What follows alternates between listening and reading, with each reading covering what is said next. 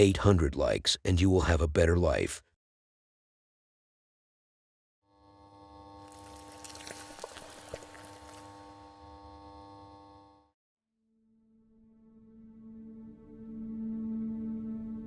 Matthew the F-Boy. That's not a new superhero movie title because the F here stands for the F word. Mind-blowing. Matt has been dealing with a very unintentional problem. So, he isn't dealing with paranormal activities. Of course he is. I will get to that part.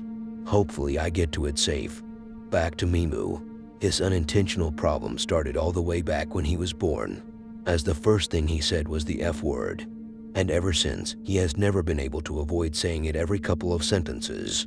Even his parents sometimes call him by the F word instead of his name, and he actually reacted to them as if it was his actual real name. How over-exaggerating. Now that he has grown up and his house is haunted somehow, Matthew's problem took a little bit of a dramatic turn. Due to the activity in his house, it escalates the amount of times he curses to the point where the so-called ghosts are now mimicking Matt's voice. The other night, Matt was begging these spirits to do the same thing they did with him before he started recording, and thank God they didn't repeat it. Cause the way he was asking for it, only people who want drugs so badly will be begging like that. Instead of giving him drugs. I mean, instead of repeating the same activity in front of us the idiots who are watching, they did something else. They moved the award he won for being too naughty. While Matt was home alone at night, and as he was enjoying his favorite show on TV that talks about vegan topics. How weak. He heard or saw the doors moving. Matt saw them moving, not the guy on TV. When he pressed record, it didn't work. So he pressed again, and this time it actually did work, but the ghost didn't. I mean, they didn't move the doors. Instead, they dropped something else. The lights were also flickering, and there was also Jesus. And before the Christians bow on their knees, what I wanted to say is there was a Jesus statue on the doll's lap. Think I'm crazy? I'm home alone. I'm hearing myself. I hear my own voice. I'm hearing my own voice. I'm telling you, bro. I hear my own... Listen. Listen!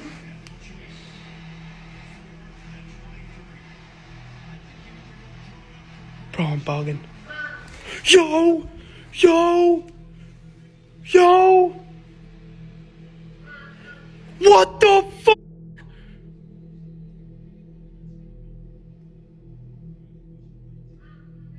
Yo! Who is it? Yo! I'm bugging out! What the fuck?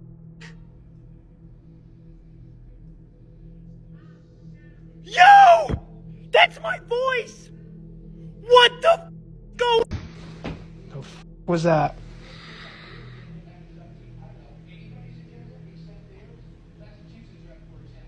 Can you make those knocks again? Oh my God. What else is new though? Because I'm home alone. You heard it too, Lucy, huh? Can you make those knocks again? Go ahead, don't be shy.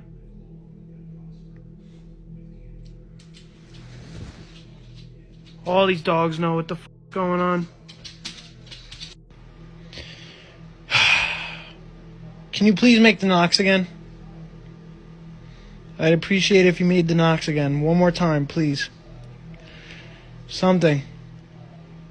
Knocks. 3 knocks. 2 knocks. Something good. Or that. Or that. Bro. That definitely just... Are you fucking kidding? Can you move that again? Holy fuck, bro. Part of me just wants to get the fuck out of here. Move it again. Come on, move it again. I know. I'm done. Okay. Bro, I'm bugging the f*** out. That door just opened right there. And this one. Holy fuck. December 6th runoff will take place. Now, the reason neither candidate home alone again is that there was another candidate in the race who received just over 2% of the vote. now is that candidate, Libertarian Party candidate Chase Oliver. Chase, great to see you. Thank you so much for being here. I got a lot of Libertarian friends who wish that they were there, that they probably would have voted for you as well. But you got 81,000 votes, and you're the cause of... Bro, I'm hearing like someone breathing. It's really freaking me the fuck out. That's right. What does that feel like?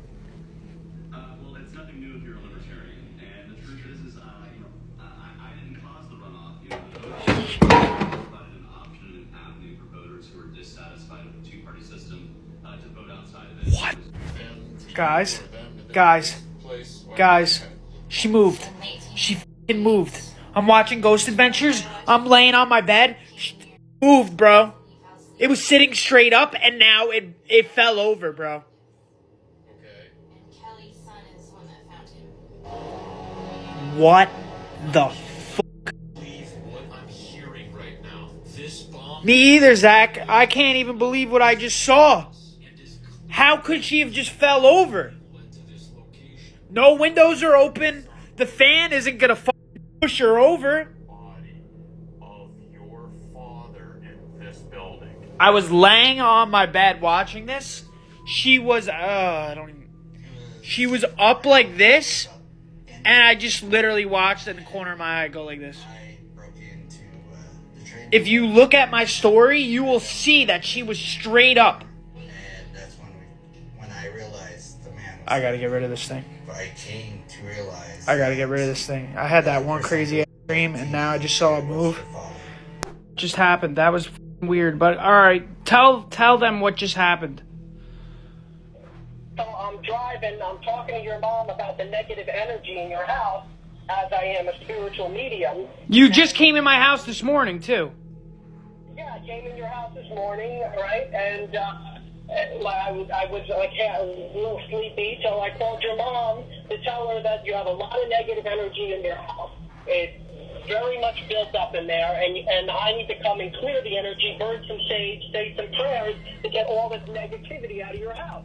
So as I'm like, that's why a lot of stuff is happening to Matt, or your family. It's the negative energy there. And I said, I'll be there in 2 weeks, within 2 weeks, to clear the burn sage. And your mom's like, oh yeah, we need it. As I'm telling her this, I got my AirPods in my ears. I'm driving. I got my phone mounted on where the vent is, right?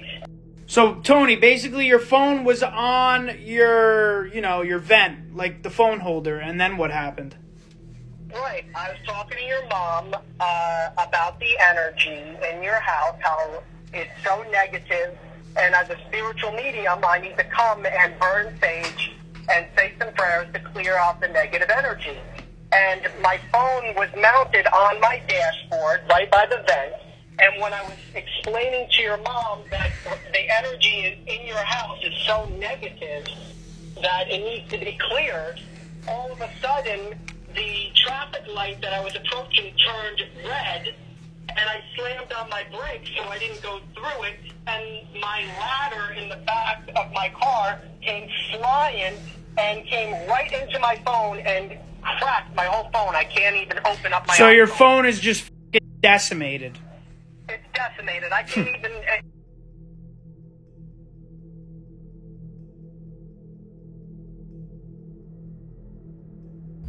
Guys, it's happening again. I just heard the loudest fucking bang. My dogs are barking. Well, they were barking. Bentley, what is it? Oh, Lucy said, fuck that. You guys definitely just saw that door close, and look at the light. Bro. You motherfuckers want to say that this is on like a fucking switch. This shit's not on a fucking no switch, bro. It isn't. So, I don't know. That door definitely just shut, though. That door definitely just fucking shut. For sure. Last time, the light turned on, and the fucking sink was on. Remember that shit? I do. What was that? The fuck was that? Oh! Woke up with these today. Nice. Right after the Annabelle doll fell. Woke up with this shit. Bro, and look at my nails. There's no fucking way I'm fucking doing that shit. I don't fucking know.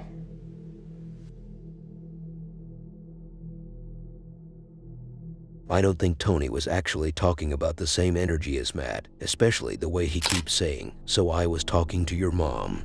I don't know about your mom. I mean, about you, Matt, but you have to investigate behind Tony. I don't buy the phone incident.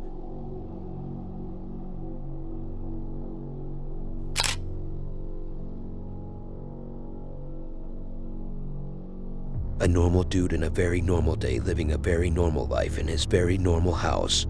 Sounds so deep so far, but how deep does it go? I have never pushed hard enough, so I'm not so sure. Sometimes she begged me to do some stuff I can't believe, like using my whole arm. Aren't we talking about the same thing? Anyways, back to Jack, the guy in the next video. Jack was just chilling in his room with its super yellow lights that make him look like a character from the Simpsons franchise, until he noticed something odd. His closet. It's missing a couple of t-shirts. Then he remembered that he did the laundry the other day and forgot to bring his cloth back. But then he noticed another thing. His closet was shaking. He tried to calm her down, tried to cuddle with her, but she kept shaking. The closet is what we are talking about here. Jack was so frightened by it that he couldn't stand watching his closet feel cold, and he could do nothing about it.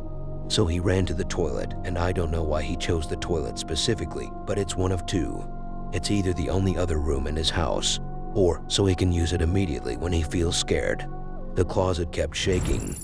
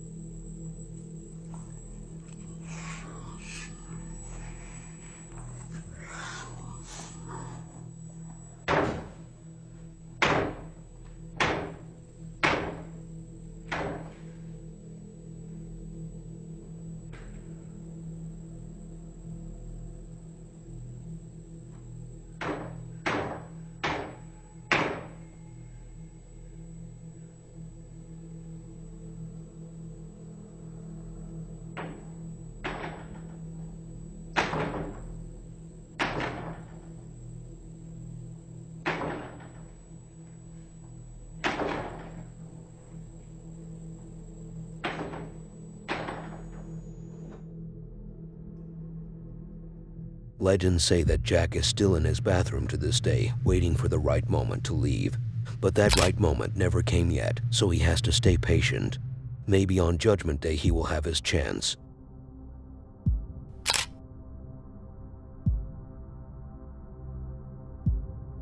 A mother with her two children were sleeping together. Her children were sleeping, and so was she. Exciting. So where's the scary part? Was it so cold and they didn't have a blanket? No. Then what is it? Tell us before we do something that you may not like. Calm down, my child. We are gonna get there soon. Sooner than you think. As they were sleeping, something was peeking at them from behind the window. I'm not so sure what it was. It looked like some lady with dark black hair. It opened the window and just kept staring at them. Well, that's how stalkers are. But here is a thing. There was a small teddy bear on the bed. So, it was just there. What else do you want? But in a moment of silence, something unexpected happened. While I was sitting on the couch, surrounded by my family, I immediately started gassing out, which means my ass started releasing tear gas. And that teddy bear, the one in the video, the one that I just told you was on the bed laying beside the mom, like how I would be laying beside your mom. That thing just woke up from death. It stood like the Undertaker. The mother tried to keep her shit together, but it crumbled and distributed everywhere, so she woke her kids up and ran away.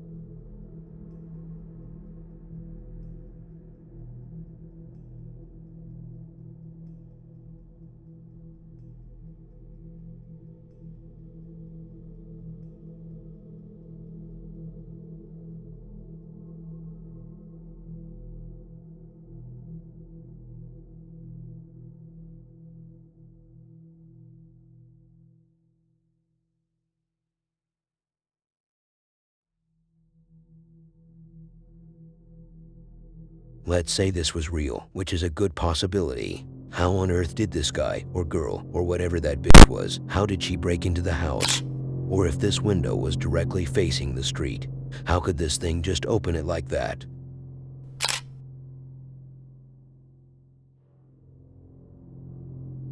A little boy named Psych, or Mike. Let's call him Mike because his parents ran away from him without telling me what his name was. He must be a disappointment. Mikey was alone in his house when he felt dizzy and bored. At that moment, Mike was about to bring out the demon inside of him, to bring out that horny animal which no one wants to see. But instead, he brought a different demon to the house. While he was sitting watching some TV, a chair moved. Mike was too busy looking at these butts. I don't know what Mike is into, but from the look of his physical appearance and body movement, I can say that I have no idea. After that chair movement, the demon saw that this dude is from Gen Z, which means his level of attention is below average, so they threw something. And this time it was in front of him so he could see it. And thank God he did. Then, after trying to hold his shit together, and it didn't work out for him, he had to go and use the toilet before he pees himself in front of the camera, and the video becomes a solo version of 2 Girls, 1 Cup. And while he was there, not in that adult movie, when he was using the toilet, the baby card, which came out of nowhere, it moved by itself to block Mike's way.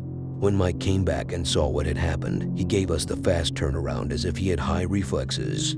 It didn't take him long before he went back to the toilet, and while he was there, the Ouija board that was on the table, which could also be a tea tray. The resolution was so ultra high that I couldn't tell. Regardless, that thing fell.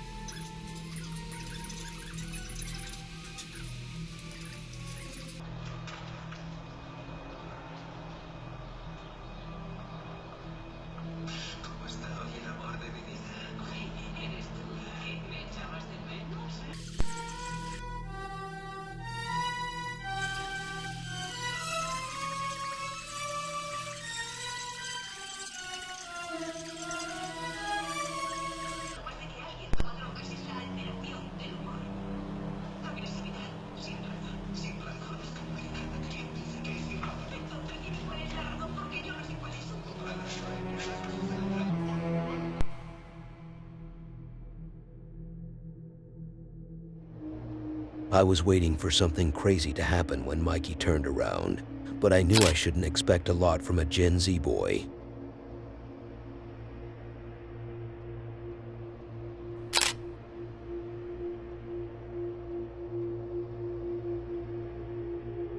Bob Cranmer, Father Mike, and Adam Braz. If you heard these names, you would think to yourself, what kind of names are these? Is this some old rock band from the 80s that no human being has ever heard of? Father Mike, who calls himself a father. And what about that Adam dude, whose surname is a Bra? Well, here is the thing. The father guy is a father in the Roman Catholic Church, while the Adam Braz dude is part of the International Association Exorcist. Sounds like a made-up name for a retirement house. By the way, this Adams dude's surname is Blay or something like that. Dudu had a great experience with demonic paranormal haunting back when he lived with Bob Cranmer, and now we get to know the third wheel. But without this third wheel, this whole car won't move.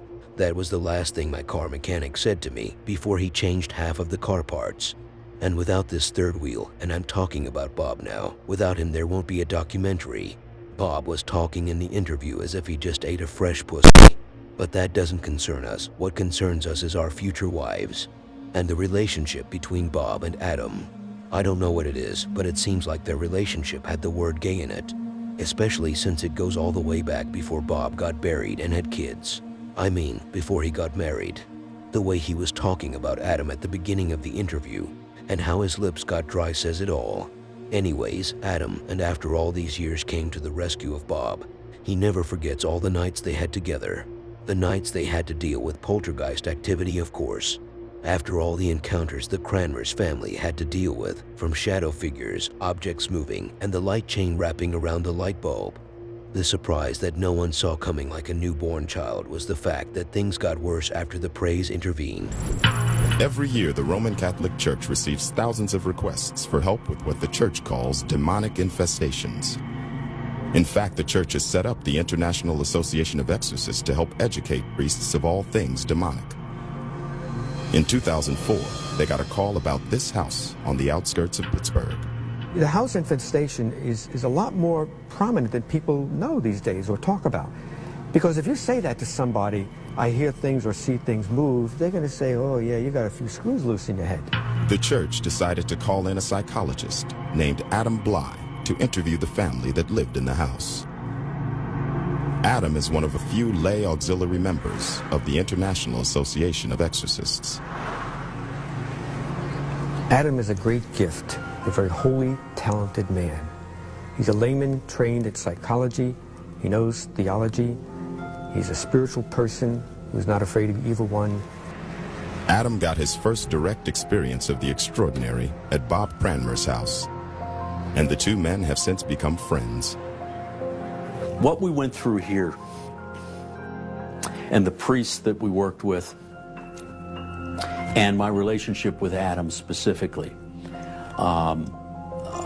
you know, to meet with him again, and for him to come here, and you know, there's just a camaraderie that we have because I know that he knows what happened here. What happened there was what the Catholic Church calls a demonic infestation.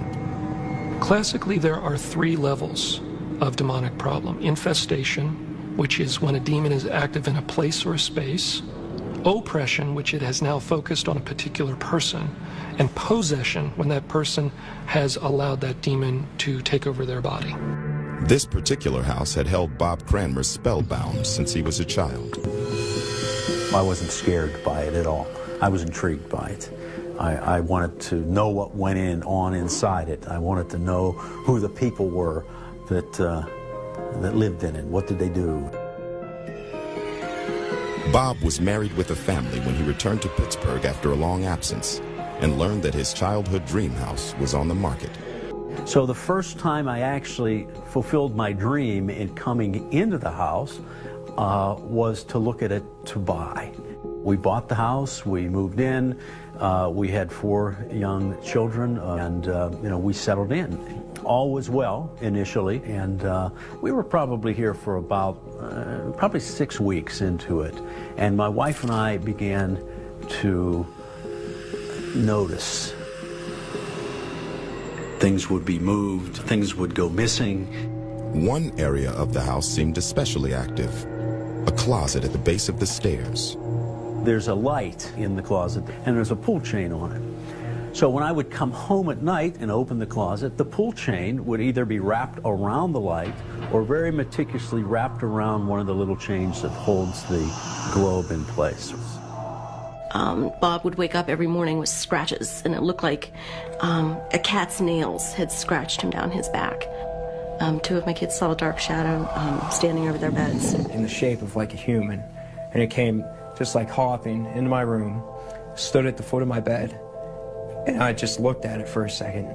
And I pulled the blankets up over my head, flew out of my hands to the bottom of my feet, folded perfectly. As years went by, certain members of my family began to have mental issues, oppressions, very paranoid type behavior, completely out of context with who they were and who they are. I spent 14 days in psychiatric ward, locked down in psychiatric ward, because this thing was affecting me, and we didn't know that at the time. We thought it was just me. We all weren't the same people. We were all completely different. Finally, 2002, 2003, the phenomenon in the house became very apparent, kind of in your face. I mean, it was not masking its presence anymore. And what do? I mean, I was a Protestant at the time. Went to the pastor of, the pastor of my church and told him about this, and his eyes got as big as, 50-cent pieces, and said, "Oh, yeah, okay, thanks." I've seen the movies, The Exorcist and so on, and what do? You talk to a priest. There was two priests who would come to the house, and then there was this kind of mysterious, mystical priest who would only talk to me on the telephone. And he said he could not come to the house for whatever reason. He said that if he came to the house, things would get much worse. After years of living in a house they believed was haunted, Bob Cranmer and his family called on Father Mike Salvagna and Adam Bly to see if they could rid the house of evil spirits. We would be protected. But that's easier said than done. Blood began to run down the walls. Began upstairs in the stairway to my right, and progressively came down through the second floor to the first floor. And you would actually see what appeared to be red blood that would be brown when it dried, that would run down the walls. I have pictures of it. I also had it analyzed by a lab as to what it was, and they really weren't sure what it was. That would happen a day or two after the house blessing, and in that we throw holy water. It was probably, the devil always reverses things, and so it's a way to show defilement. Their version is to throw blood on the walls. We were doing everything that could be done from a religious standpoint, and it wasn't working. I mean, it was getting worse. I experienced smelling a horrific, disembodied odor of death and something rotting, moving through the home. I was scratched across the head by nothing. One of the items was a crumpled up sketch. If you would, thank you. It showed a house and a family on one side. What is this? I have no idea. On the other side was a crude drawing of a demonic figure and a name. Moloch, a demonic figure associated with child sacrifice in the Old Testament. Doesn't mean the paper was a curse or was necessarily connected with black magic, but it seemed to be perhaps a clue. Now, the demons of course know this. They will fight tooth and nail not to give their true name, because once the priest has that name, it's no longer in the name of God, get out. It's in the name of God, blankety blank, get out. And that prayer, because it's specific, has a much greater impact. The problems are there because the previous person who had authority over the home did something to invite the devil into that space. The research seemed to indicate that there could have been illegal abortions performed in the building by a doctor who had run his office down the street. Moloch was called out and told to leave. But if the demons were listening, they gave no sign. Because what happened next was... Amen. When the mother was talking about her children's, I thought they were very innocent little beautiful kids. But then I saw a dude who was trying his best to hide his extreme beard, and his chin is more hairy than my balls. I realized why this house has a demonic haunting for all this long. They wanted to leave the house in peace, but seeing this so-called child's face made them stay. And what kind of dream is this that Bob has? Purchasing a house known to be haunted. Normal people dream about subscribing and watching the next video on their screen, not buying such a place.